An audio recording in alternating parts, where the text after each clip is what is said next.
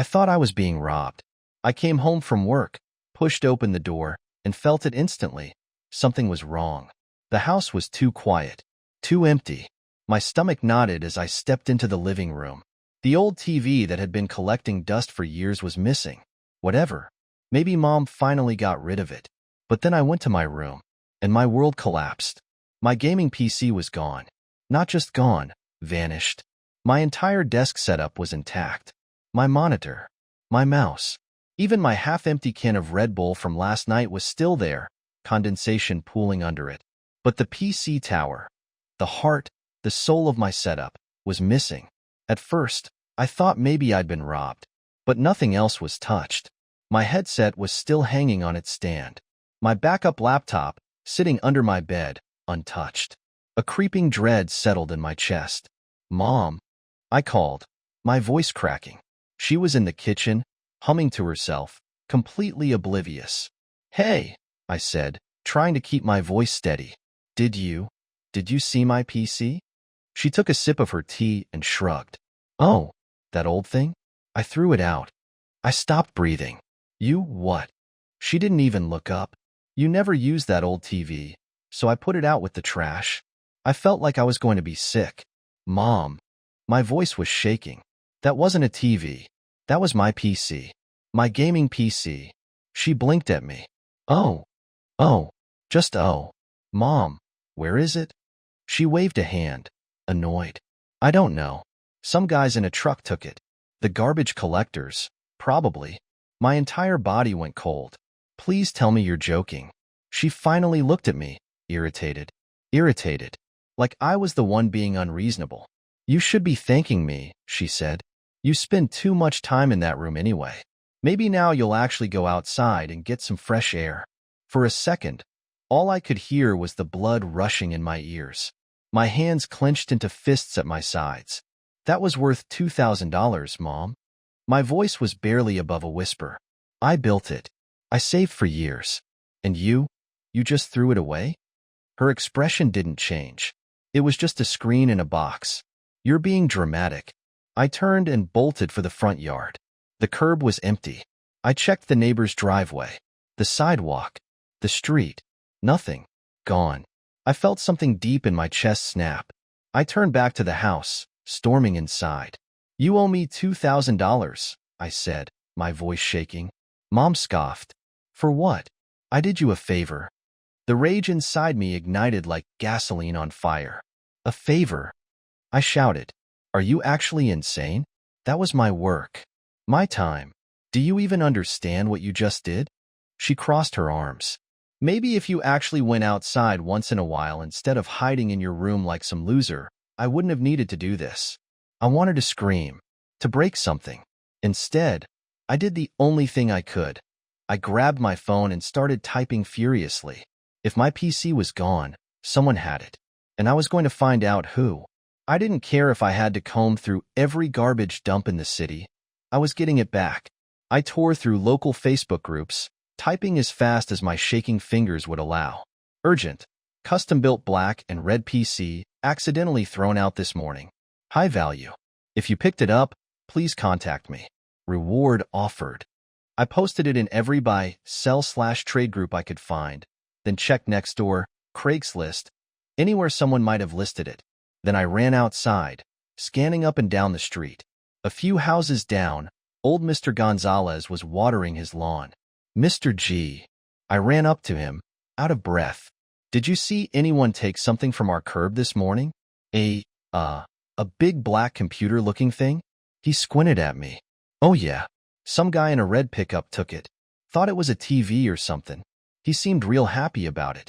My heart pounded. "Do you know him? Did he live around here?" He shook his head. "Never seen him before." But he took off toward the main road. I turned and ran. If I was lucky, maybe, just maybe, I could still find them before they got too far. By the time I got back, panting and sweating, Mom was still in the kitchen, completely unbothered. "I found someone who saw the guy who took it," I said, my voice shaking.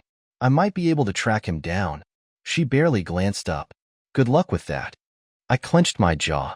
"You don't even care, do you?" "Care?" She scoffed. About what? You throwing a tantrum over a stupid game box? Maybe this is a lesson for you. I stared at her, trying to process the sheer audacity of what she was saying. A lesson? I repeated. Yes, she said, standing up. You spend way too much time on that thing. You should be doing something productive. Maybe now you'll actually learn to go outside. Meet real people. Do something with your life. I felt my nails dig into my palms. I make money from that PC, I said, my voice deadly quiet. She frowned. What? I stream. I edit videos. I do commissions. I was making actual money, and you? I had to take a breath to keep from screaming. You just threw my job in the trash? For the first time, I saw hesitation in her eyes, a flicker of doubt. You, she started, but I didn't let her finish. I grabbed my jacket. Where are you going? She snapped. I didn't even look at her. To find the guy who stole my PC. And then I slammed the door behind me. I ran until my lungs burned, but I didn't care. If I stopped moving, I'd have to think, and if I thought too much, I'd probably explode. Someone had my PC, and the longer I waited, the more likely it was that I'd never see it again. At the main road, I scanned every car, every driveway, every person walking down the sidewalk. No red pickup. My mind raced, going over every possibility. Whoever took it might have already sold it. Maybe they dumped it somewhere else. Maybe it was still in the back of that truck, parked in a driveway a few blocks away. I wasn't going to just stand there guessing. I pulled out my phone and started calling every pawn shop within a 10-mile radius. Hey, this is random, but did anyone bring in a gaming PC today? Black and red case, custom build? The guy at the first shop barely listened before saying no and hanging up. The next two didn't even pick up. At the fourth one, the guy actually paused before answering. What kind of PC? I gripped my phone tighter. Custom built, full tower case, liquid cooling. It's worth over $2,000, and it was stolen this morning. The guy hesitated again. Look, man, I don't want to get involved in any stolen property stuff. I'm not asking you to. Just tell me if someone tried to sell it. Another pause. Then, yeah, some guy came in with something like that, but I told him I don't take computers without proof of ownership. He left real quick after that. My pulse pounded. Did he say where he was going? No, but he looked shady as hell. Older guy, probably mid-40s. Kinda greasy hair, beard. Drove a red pickup, if I remember right. My grip tightened on my phone. Did you get the plate number? Didn't think to check. Look, man, I gotta go. I cut him off. Thanks. I ended the call and immediately went to the police station. Walking into that building was the last thing I wanted to do, but what choice did I have? If I had a license plate number, I could have tracked the guy down myself, but I didn't, and even though I hated the idea of relying on the cops for anything, I needed them for this. The front desk officer barely looked up. Can I help you? My PC was stolen. Someone took it off my curb this morning, thinking it was trash. I tracked the guy to a pawn shop, but he didn't sell it. He's driving a red pickup. The officer finally gave me a glance. Did you get a license plate? No. Then there's not much we can do. I clenched my jaw. The pawn shop guy described him. Middle-aged, greasy hair, beard. You can check the shop's security cameras. The officer sighed like he had better things to do. Sir, unless you have solid evidence that a crime was committed, we can't just go tracking down random people based on vague descriptions. The guy didn't steal it from you. He took something left on the curb. That's not theft. He took something that wasn't trash. Did you put up a sign saying not for trash pickup?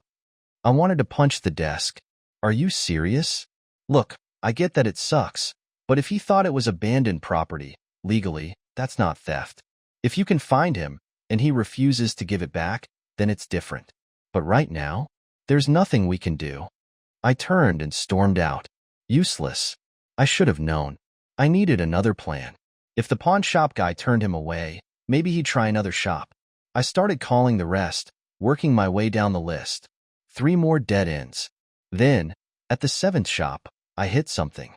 Yeah, someone came in with a gaming PC earlier, the guy on the phone said. Didn't sell it, though. Said he wanted to check around first. Did he say where he was going next? Mentioned some dude he knew who buys electronics, Not a shop, just some guy. Do you have a name? He hesitated. I dunno, man. Feels weird giving out that kind of info. I took a sharp breath. I'll pay you $100 for the name. The hesitation disappeared. Hold on.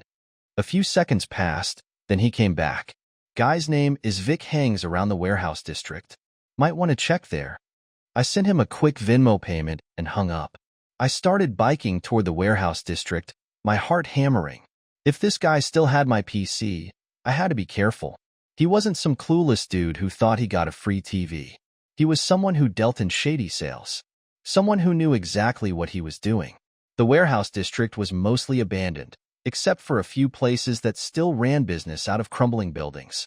A few guys were hanging around outside, smoking and talking in low voices. I walked up, trying to look casual. Hey, I said. I'm looking for Vic. The guys stopped talking. One of them, a bald guy with a tattoo on his neck, looked me over. Who's asking? Someone whose stuff got stolen. A PC. I heard Vic might have seen it. The guy exchanged a look with one of the others. Vic's not here. When will he be back? Dunno. I clenched my fists. Listen, I just want my PC back. I don't care what else he does. I'm not calling the cops. I'll pay for it if I have to. The guy narrowed his eyes. How much? I hesitated. Depends if it's still in one piece. A long pause. Then he jerked his head toward a building. Vic's in there. But if you start any trouble, you're leaving in worse shape than you came in. I nodded and stepped inside. The place smelled like cigarette smoke and motor oil. A few old workbenches lined the walls, and in the center of the room, a guy was hunched over something. Greasy hair, beard, a red pickup parked outside. Vic. And right in front of him, my PC. The side panel was off, wires hanging loose. He had a screwdriver in one hand, a motherboard in the other. He was stripping it for parts. Something inside me snapped. That's mine. He turned, barely surprised. Oh, you sure? Found it on the curb. It wasn't trash. He shrugged. Looked like it to me. I stepped forward. I'm taking it back. He smirked. Nah, you can buy it back though. My fists clenched. How much? He tilted his head, pretending to think. 500. I barely held back a shout. That's my PC. I built it. And? Now it's mine. Unless you got $500. I didn't. And even if I did, I wasn't about to pay this guy for my property. But I wasn't leaving without it. I glanced at the door. The guys outside were still talking. But they weren't watching. I turned back to Vic. And then I lunged. Vic barely reacted before I grabbed his wrist, shoving him back from my PC. The screwdriver clattered to the ground. He stumbled but caught himself quickly, his expression twisting into something between amusement and irritation. You got a problem, kid? My breath was sharp and uneven, but I wasn't backing down. That's mine. Vic scoffed. That right? He leaned against the table, arms crossed. Found it on the curb this morning. Looked abandoned to me. It wasn't. I built that PC. Every part, every wire. It's mine. Before Vic could respond, another voice cut in from the doorway. The hell's going on? One of the guys from outside had come in, a stocky guy with a shaved head. His eyes flicked from me to Vic to the PC on the table. You two want to explain why it sounds like someone's about to start swinging? Vic rolled his eyes. This kid says this junk is his. Shaved head frowned. That's so? He looked at me. You got proof? I hesitated. He took that as a no. Sounds like he picked it up fair and square. I shook my head quickly. No. It's custom built. I have the receipts. I have the original part orders in my email. I even have my serial number registered. Vic smirked. That's so? You walk around with your receipts printed out? I ignored him and pulled out my phone, scrolling through my emails. My hands were still shaking, but I found what I needed. I held up the screen. Here. That's my motherboard's serial number. I'll prove it. Shaved head sighed. Vic, check it. Vic scowled but crouched down, grabbed the PC, and yanked off the side panel again. He leaned in, looking at the motherboard. His jaw tightened. He said nothing, but I already knew. It matched. Shaved head turned to me. Let me see your email. I passed him the phone, He studied it, scrolling down, checking the timestamps. After a few long seconds, he nodded slightly and handed it back. Yeah, it's his. Vic's fingers drummed against the table, his face unreadable. Then, suddenly, he grinned. Well, in that case, I'll sell it back to you. How about 300? My blood boiled. You've got to be kidding me. Vic shrugged. Supply and demand, kid. You left it out. I picked it up. Now it's mine. Shaved head sighed. Come on, man. The kid proved it's his. And Vic shot back. I still got it first. That's how it works. I looked between them, my pulse hammering. Vic wasn't going to just let it go. And I wasn't going to hand him money for my own property. Before I could respond, a voice spoke from behind us. You trying to sell stolen hardware, Vic? All three of us turned. A tall, lean guy in a leather jacket leaned against the doorframe, watching the scene with a bored expression. Something about him made Vic tense up instantly. This ain't stolen, Vic muttered. I picked it up. Leather jacket raised an eyebrow. And you're charging the original owner to get it back? Vic's jaw clenched. He said nothing. Shaved head spoke up. He proved it's his. Serial number matched. Leather jacket turned to me. You got any photos of the setup? Before today? I pulled up my phone again, showing a picture from a month ago. My room, my desk, my PC glowing with red LED lights. He barely glanced at it before looking back at Vic. Give it back?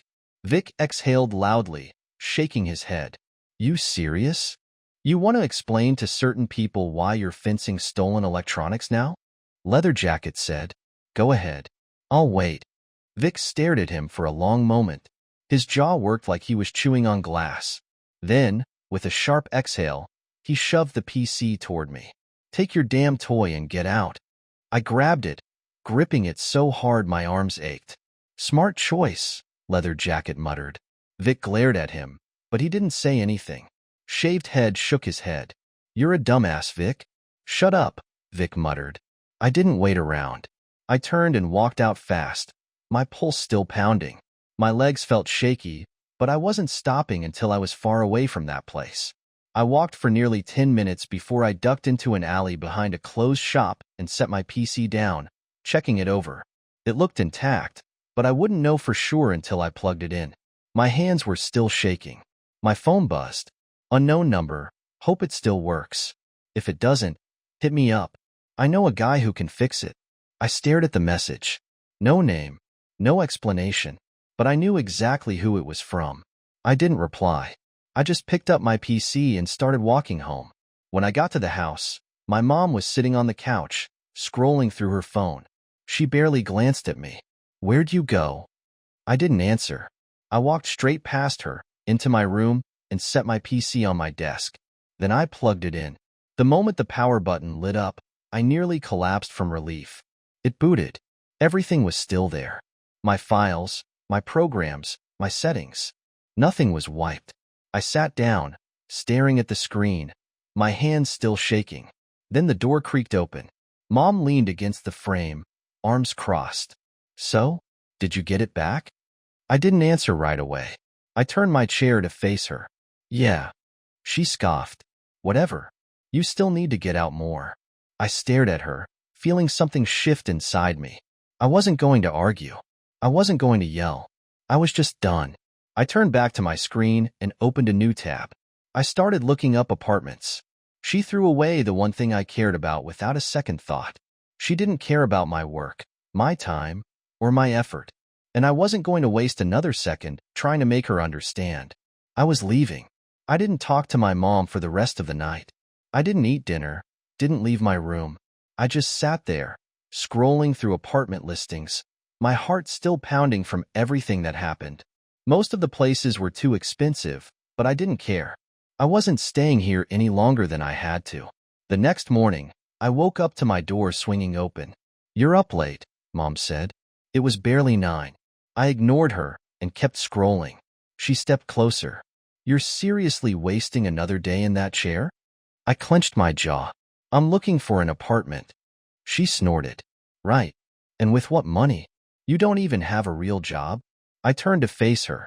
I make money from my PC. Or I did until you threw it out. She rolled her eyes. Don't start this again. I held her stare. I'm moving out. Her expression shifted, just slightly. No, you're not. Yeah, I am. She laughed, but there was tension behind it now. With what savings? You can't afford rent. I'll figure it out. She crossed her arms. You're not going anywhere. This is your home. It stopped feeling like home when you threw out the one thing I cared about.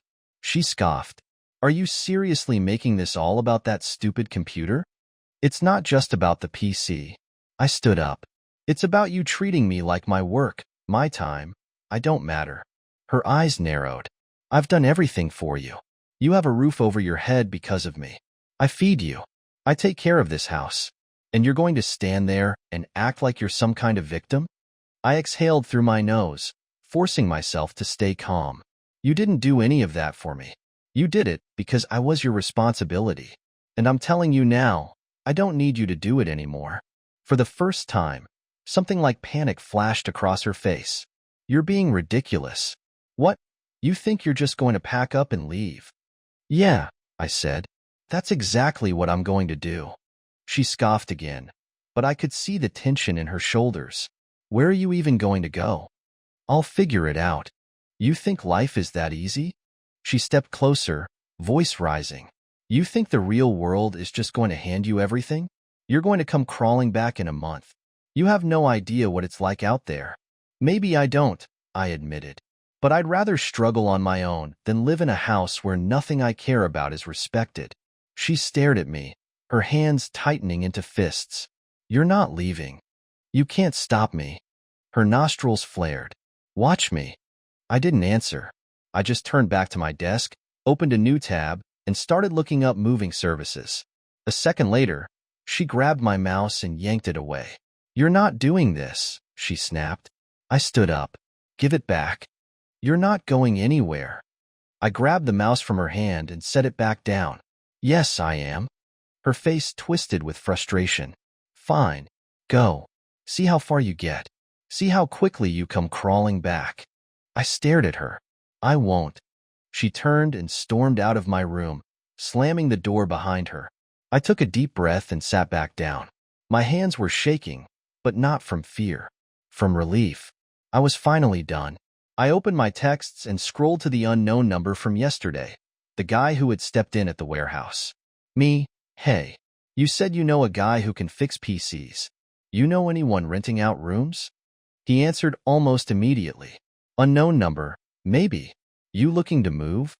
Me, yeah. Unknown number, I'll ask around. I closed the chat and leaned back in my chair. My heart was still racing, but for the first time in years, I felt like I could breathe. An hour later, Mom knocked on my door. I didn't answer, but she came in anyway. Her tone was forced casual. So, what's your plan then? I kept my eyes on my screen. Not sure yet. She scoffed. You really think you can handle it out there? I didn't respond. She folded her arms. You have no idea how good you have it here. Rent-free, food on the table. And this is how you thank me?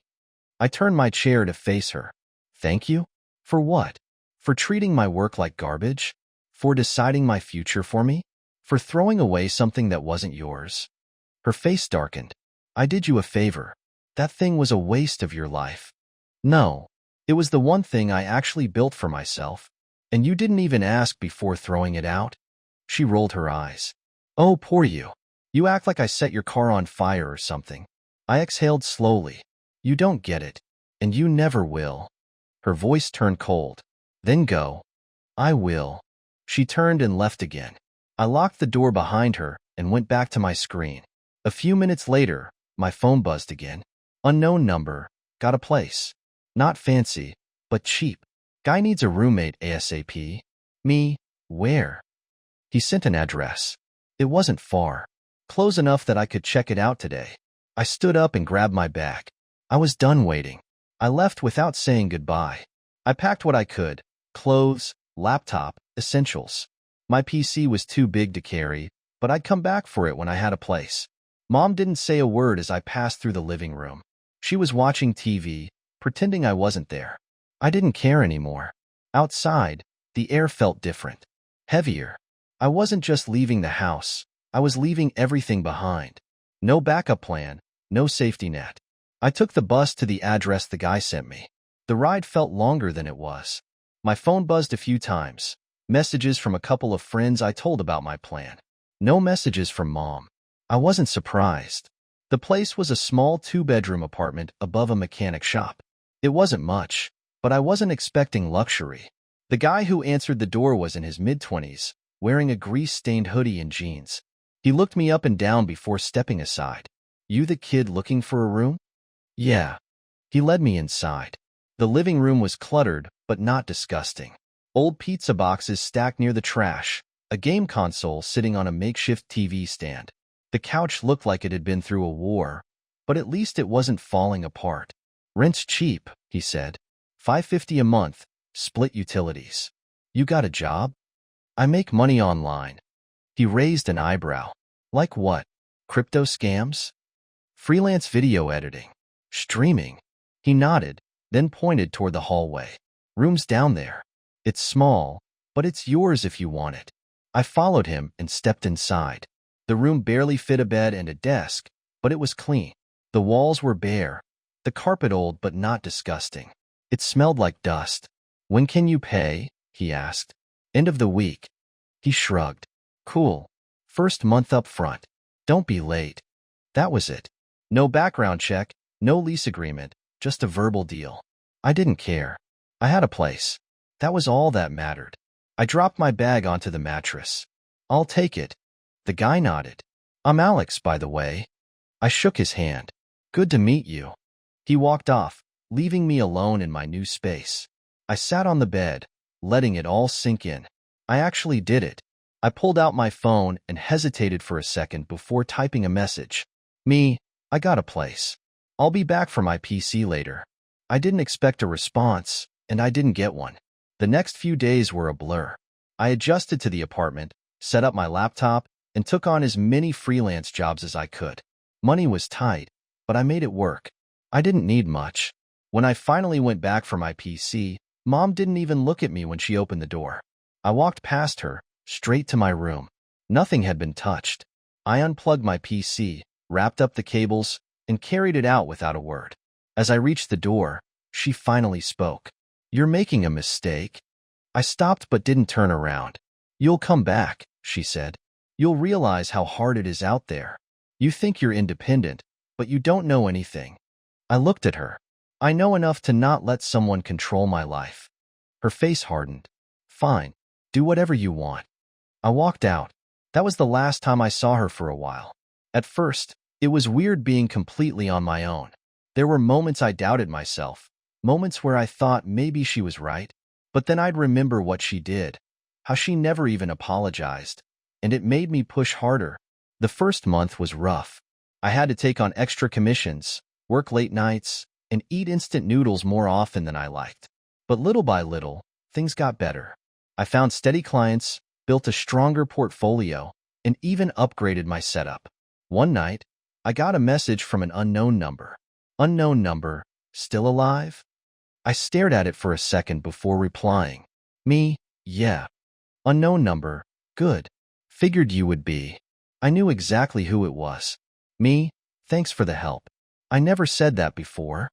"Unknown number, no problem. Keep your head up." That was it. I never heard from him again. Eventually, I stopped waiting for my mom to reach out. She never did. And I realized I was okay with that. Months passed. My savings grew. I moved into a better place, one that wasn't above a mechanic shop. It had real furniture, a proper desk, and no one who could throw my things away without asking. I still thought about her sometimes, about whether she ever regretted what she did, but I never reached out. I had my own life now, and I wasn't looking back.